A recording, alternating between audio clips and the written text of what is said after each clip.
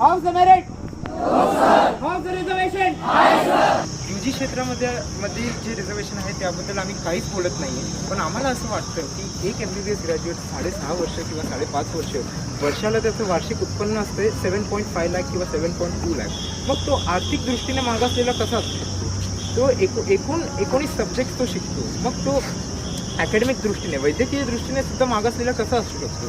आपण ज्यावेळी ह्या कॅम्पसच्या बाहेर जातो, पेशंट्सकडून अपेक्षा असते की त्यांचा डॉक्टर कसा असावा, तो मेरिटोरियस असावा, तो कॉम्पिटंट असावा, तो जे करतोय त्याची त्याला जाणीव असावी. आणि हे त्यावेळीच होणार ज्यावेळी 5.5 वर्षात जे त्याला ऑपॉर्च्युनिटीज दिल्या आहेत ते त्याचा व्यवस्थितपणे वापर करणं. आणि व्यवस्थित वापर करण्यासाठी संधी सगळ्यांना इक्वल आहे. मग एक्झिट पॉईंट इक्वल का नको? एंट्री पॉईंटबद्दल आम्ही काहीच म्हणत नाही आहे, आमचं काही तक्रारसुद्धा नाही आहे, पण एक्झिट पॉईंट मात्र हे कॉमन व्हायला पाहिजे. कारण सुप्रीम कोर्टने सुद्धा सांगितलं आहे की सुपर स्पेशलायझेशनमध्ये त्यांचे जे लेख आहेत ते आम्ही दिलेत प्रेस रिलीजमध्ये, पण त्यांचे जे लेख आहेत त्यात त्यांनी सांगितलं आहे की कुठलं after a particular level Wien the basic professional education level is the same, the reservation should be done away with. आणि ते त्यांनी जबाबदारी सरकारवर सोपवली आहे. मग ते कमी करण्याच्या ऐवजी ते आम्हाला अजून डिवाईड करत चालले आहेत, जे आम्हाला मान्य नाही आहे. आणि त्या विरोधातच आमचा हे प्रोटेस्ट आहे, हा मूक मोर्चा आहे. त्यात आम्ही कुठल्याही प्रकारचं स्लोगन बोलत नाही हो, काहीच नाही आहे, कुठल्याही कॅटेगरीला आपण टार्गेट करत नाही. आम्ही सगळे इथे एकत्र जमलो आहोत बिकॉज वी बिलीव्ह आमचा कॉज एक आहे. नमस्कार, मी शासकीय वैद्यकीय महाविद्यालय मिरजला PG करतो. आता सर्जरी रेसिडेंट आहे मी, आता 3rd इयरला जाणार. मी 2 वर्ष अगोदर इकडे ॲडमिशन घेतले. आमच्या वेळी इकडे मी जेव्हा ॲडमिशन घेतले तेव्हा रिझर्वेशन वॉज अराउंड 52%. आता यावर्षी महाराष्ट्र काउन्सिलिंगमध्ये त्यांनी ते वाढवून 78% केलं. तर जे मेरिट कॅटेगरी जे राहिलं ते फक्त 22% अँड दॅट इज ब्रुटल. एवढं माणसे क्वालिफाय होतात आणि त्याच्यासाठी फक्त आता तर मी जेव्हा स्टॅटिस्टिक्स विचारलं तर number of qualified students from unreserved category म्हणजे ज्यांच्या कोणी रिझर्वेशनसाठी स्कोप हे नाही आहे ते अराउंड 2000 आहे आणि त्यांच्यासाठी सीट्स फक्त 272 आहे. आणि जर तुम्ही रिझर्वेशनमध्ये पाहिले जे 78% रिझर्वेशन आहे त्यांच्यासाठी अराउंड 1800 स्टुडंट्स क्वालिफाय झाले आणि त्यांच्यासाठी सीट्स आर वेल अबाव 1000. म्हणजे ते रेशिओ आहे ते थोडंसं स्क्यूड आहे. आणि ते जे जेन्युइनली जे मेरिटोरियस जास्त कम्पॅरेटिव्हली जे जास्त मेरिटोरियस आहे त्यांच्यासाठी ते अनफेअर आहे. तर आमचं आता उद्देश हेच आहे की कशाला हे जे रिझर्वेशन वाढले आता आमचं हे वाटतं की कशाला रिझर्वेशन कशाला पाहिजे. त्याच्यामुळे our aim is 0% reservation. It should be just based on merit and nothing else. Because what I believe, मी इकडे रेसिडेंट बनून 2 वर्ष झाले मला PG करत.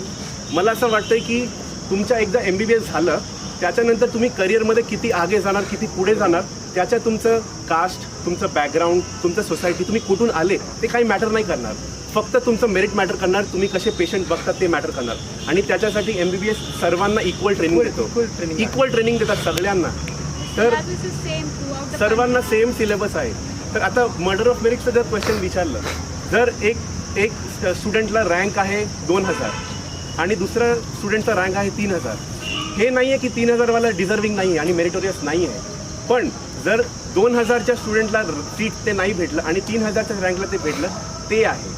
आणि आपण एक जास्त डिझर्विंग कॅन्डिडेटला ते सीट देऊ शकत होतो पण नाही दिलं. त्याच्याने सोसायटीवर काय परिणाम होतो ते आपल्याला आता नाही करणार, ते नंतर करणार. तर आपल्याला आपला हेच उद्देश राहायला पाहिजे की everyone is equal. MBBS is the most valuable degree, most prestigious degree in the society. That beyond that तुम्ही असं सांगूच नाही शकता की आम्ही इक्वल नाही आहोत. सर्वांना same, we are all equal, equally competent, equally deserving, equally meritorious. सर्व जेवढे लोक MBBS पास करतात दर इक्वल, ऑल आर इक्वल. हेच आमचा उद्देश आहे. तर PG मधून रिझर्वेशन काढायला पाहिजे. मुंबई पुणेची जी आयडिओलॉजी होती ती थोडी वेगळी होती. आमची आयडिओलॉजी वेगळी आहे. We have a different ideology. They were content with 50%, we are not. When we see that we have a whole chocolate which has suppose 10 pieces in it, everyone is equally capable, equally deserving to get all 10 pieces of the chocolate.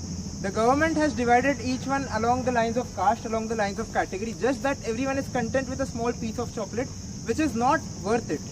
We deserve much more better. आणि हे जे introduction केलं आहे रिझर्वेशनचं, it is a initiative of the government. त्यांनी हे introduce केलं आहे, त्यामुळे त्यांच्या रिप्रेझेंटेटिव्हपर्यंत पोहोचणं गरजेचं आहे.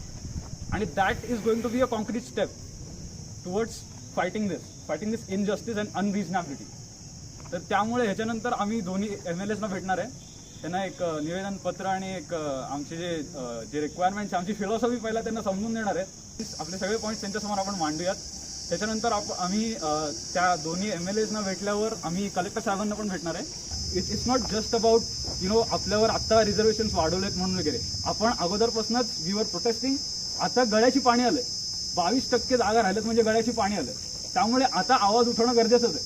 आत्ता आवाज जर उठवला नाही तर टक्के अजून वाढतील. मग काय आपलं भविष्य मग अंधारमयच राहील. अँड वी ऑल्सो नो की आपल्याच कॉलेजप्रमाणे बाकीच्या कॉलेजेसनी पण खूप ठिकाणी प्रोटेस्ट केले. मुंबई, पुणे, औरंगाबाद सगळीकडे प्रोटेस्ट झाले आणि हे प्रोटेस्ट तोपर्यंत चालू राहतील जोपर्यंत ह्याच्यावरती काहीतरी रिझल्ट नाही आहे. आणि आमचा असा प्रयत्न आहे की सगळ्या कॉलेजेसना मिळून एकत्र घेऊन एक पॅन महाराष्ट्र मुवमेंट चालू करायची. आणि we expect all of you to support us in this and let's make the change right now or it will be too late. How's the merit? No, sir. How's the reservation? High, sir.